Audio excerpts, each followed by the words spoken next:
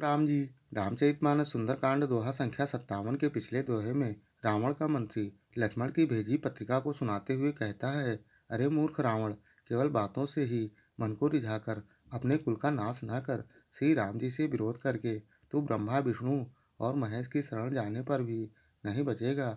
या तो तू अभिमान छोड़कर अपने भाई विभीषण की भांति प्रभु के चरणों का भ्रमर बन जा, अथवा श्री राम जी के बाण रूपी अग्नि में परिवार सहित पतिंगा हो जा। दोनों में जो तुझे अच्छा लगे सो तू कर। पत्रिका सुनते ही रावण मन में भयभीत हो गया, परंतु मुख अर्थात ऊपर से मुस्कुराता हुआ वह सबको सुनाकर कहने लगा, जैसे कोई पृथ्वी पर पड़ा हुआ हाथ से आकाश को पकड़ने की चेष्टा करता हो, वैसे ही यह छोटा तपस्वी लक्ष्मण डींग हाँकता है। तब दूत शुक ने कहा, हे नाथ, इस पत्र में लिखी हुई सब बातों को सत्य समझिए। आप क्रोध छोड़कर श्री राम जी से बैर को त्याग कर जानकी जी को उन्हें सौंप दीजिए। उनका स्वभाव अत्यंत कोमल है, वह तुम्हारे सब अपराध क्षमा करेंगे। इतना सुनते ही रावण ने अपने दूत सुख को कठोर लात मारी।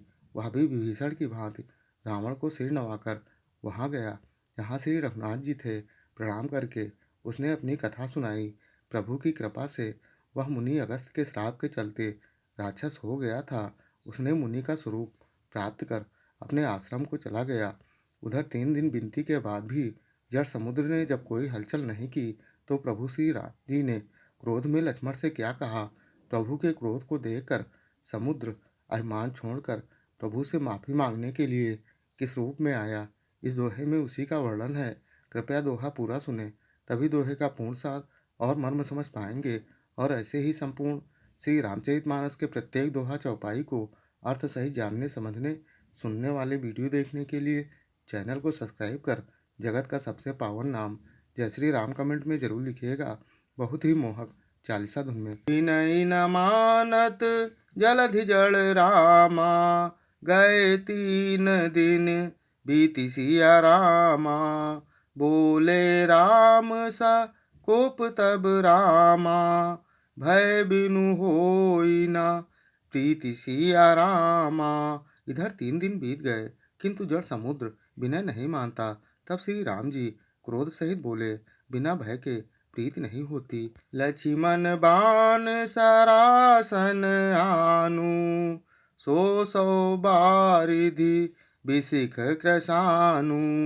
60 सन विनय कुटिल सन प्रीति, सहज कृशन सन सुंदर नीति। हे लक्ष्मण, धनुष बाण लाओ, मैं अग्नि बाण से समुद्र को सोख डालूं। मूर्ख से विनय, कुटिल के साथ प्रीति, स्वाभाविक ही कंजूस से सुंदर नीति, उदारता का उपदेश। ममता रत सन ज्ञान कहानी, अति लोभी सन विरति बखानी। क्रोधि सम का मिहि हरि कथा, ऊसर बीज ये फल जाथा। ममना में फंसे हुए मनुष्य से ज्ञान की कथा, अत्यंत लोभी से वैराग्य का वर्णन, क्रोधी से सम शांति की बात और कामी से भगवान की कथा, इनका वैसा ही फल होता है जैसे ऊसर में बीज बोने से होता है, अर्थात ऊसर में बीज बोने की भांति यह सब व्यर्थ ही जाता है। हस कहि रघुपति चाप चढ़ावा, यह मत लक्ष्मण के मन भावा। संधानो प्रभु बिसिख कराला, उठी उदधि उर अंतर ज्वाला। ऐसा कहकर श्री रघुनाथ जी ने धनुष चढ़ाया। यह मत लक्ष्मण जी के मन को बहुत अच्छा लगा। प्रभु ने भयानक अग्निबाण संधान किया, जिससे समुद्र के अंदर के हृदय के अंदर की अग्नि की ज्वाला उठी। मकर उरग झग गन अकुलान, जरत जंतु जल निधि जब जाने। कनक थार भरी मणिगण नाना, विप्र रूप आ यो तजिमाना। मगर सांप और मछलियों के समूह व्याकुल हो गए। जब समुद्र ने जीवों को जलते जाना, तब सोने के थाल में अनेक मणियों रत्नों को भरकर अभिमान छोड़कर वह ब्राह्मण के रूप में आया।